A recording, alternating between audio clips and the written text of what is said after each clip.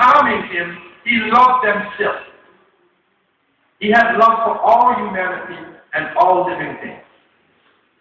And so he continued on the message. And it is reported that when he would give his talk, certain individuals, Abu Jahl and one Abu Lahab, a number of the leaders of Quraysh, they would follow him around and they would curse him. And one person in particular whose name was Al-As ibn Wa'il al-Sahmi. Al-As used to follow him around, and he would say to the people, after the Prophet Muhammad, peace be upon him, finished his talk, the Arab tribes were there, he would stand up and he would say, this man is a waste of time. Because he has no male children. All of his sons have died in infancy. He is abtar. They would say in Arabic, huwa abtar. He's abtar, which means he's useless, he's cut off, his future generations will die. His name is not going to be remembered because they were living in a society based upon male descent. And so in a society like this, they wanted to have males because the young man would defend you. The young man would read poetry and remember your name. He would name his children after you. And so they considered somebody who did not have male children, that person would be cut off. He has no future. And that was a terrible way of harming somebody. That is a terrible way of trying to hurt the sensibility of an individual. And this hurt the Prophet Muhammad, peace be upon him. They had called him many names. They gathered together once with their leader, Al-Mughira, Walid ibn al-Mughira. They gathered together in the main center in Mecca, near the Kaaba, and they wanted to get some bad names for the Prophet. And so they said, maybe we should call him Kahin. Let's say that he is a wizard. But the Arabs were honest at that time. And Walid said, no, he's not a wizard because he doesn't have the dress of a wizard. His presentation is not like the wizard who at the Kaaba and had certain formulas. So they said, why don't we call him Majnun? Why don't we say he's a crazy person?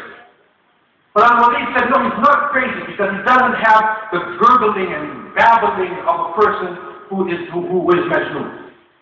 Then they said, why don't we call him Sha'ir? Let's say he's a poet.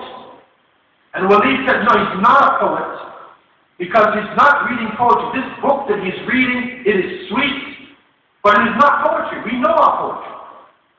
And then they said, let's call him Sahir. Let's call him a magician. That he does magic. And then Walid said he's not a magician because the magicians have certain formulas. They blow into knots. They blow into knots and they do certain magic potions. He doesn't do these things. So they said, what can we call him? Finally, they decided in that meeting, we will call him Sahir because he breaks up families. The children will leave the parents because of belief in one God. Husband might leave wife. So that's the best we can do. We can call him a Sahir. Just like today they call us Islamists or terrorists or fundamentalists. They come up with a new it every other year. And so by calling the names, this did not hurt the Prophet. He continued, but this particular name, Absar, this hurt him as an individual. This went right to his core, right to his being, inside of himself. Because as a man growing up in that society, he felt, maybe I'm really cut off. And his father and mother had died. He was an orphan. He was very sensitive to this. And it is reported that he was sleeping on one occasion in Mecca, and he smiled instantly. And his wife asked him, why are you smiling? And he said, because Allah has revealed to me a chapter. And he read to her, Bismillah ar-Rahman ar-Rahim, Inna a'tainaka al-Kawthar, fasalli li rabbika wanhar, Inna shaniyaka huwa al-Abtar. Allah revealed, Inna a'tainaka al-Kawthar. Verily, we have given you al-Kawthar. We have given you an abundance. فَصَلِّ لِرَبِّكَ وَانْحَرْ. So pray to your Lord and sacrifice. Sacrifice animals for your Lord. In Shani'aka, the one who insults you, and this is Al-As ibn Wa'il, he will be cut off, not you. So the Prophet ﷺ smiled when this verse was revealed. And he also found out in Revelation that Al-Kawthar is also the name of a huge river that goes from paradise and it feeds into a huge watering place on the Day of Judgment. And the liquid inside of Al-Kawthar is white as the whitest milk, sweet as the sweetest honey, cold as ice. When you drink it one time, you will never be thirsty again. This is Al-Kawthar. So Allah said, Inna a'tainaka al-Kawthar. We have given you an abundance. In Arabic, the word Kawthar is a form which is called mutlaq, ghayru mahduda. It means that it has a never-ending meaning. It's from kathura, kathir, a lot. But in this case, it is an abundance, a continuing, eternal abundance. This is a powerful word in the Arabic language.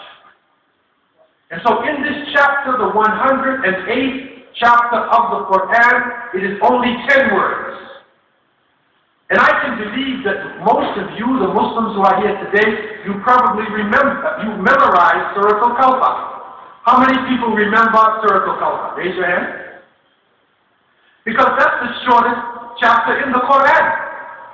So if you want to read your Salat, you read your Kawthar, your Falak and Nas.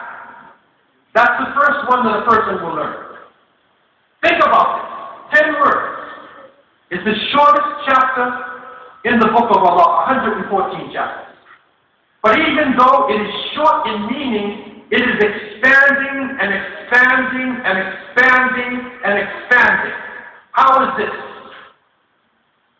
The scholars looked at this word, the companions of the Prophet Muhammad ﷺ, and those who followed them, and they said, Al-Kawthar, an abundance, he has been given an abundance in kalima la ilaha illallah. That this kalima, there is no God but Allah, being connected to the Creator, connects you with the ultimate force in the universe. Also, in Nubuwwah, in prophethood, he has been given an abundance because the prophets who came before him came to their people, but he came to all of humanity, not just to the Arabs. And his followers were not just Arabs, they were African, Persian, European, all types were with him right from the beginning.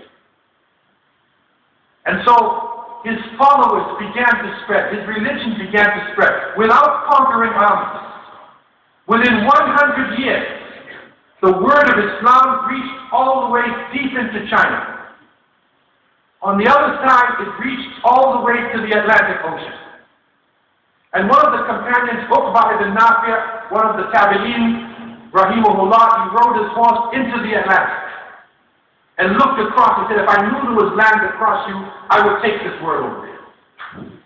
So they took the word everywhere, north into the mountains of Russia, deep south in the East African coastline.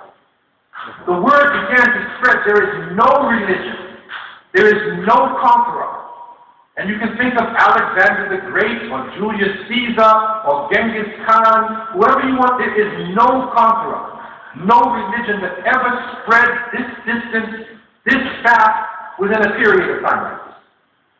Without conquering armies, no equipment, no rockets, no germ warfare, no weapons of mass destruction, as they say today. It's spread by people who had character, beautiful character, and interacting with other nations. And then it began to cross barriers of ethnicity and language and color.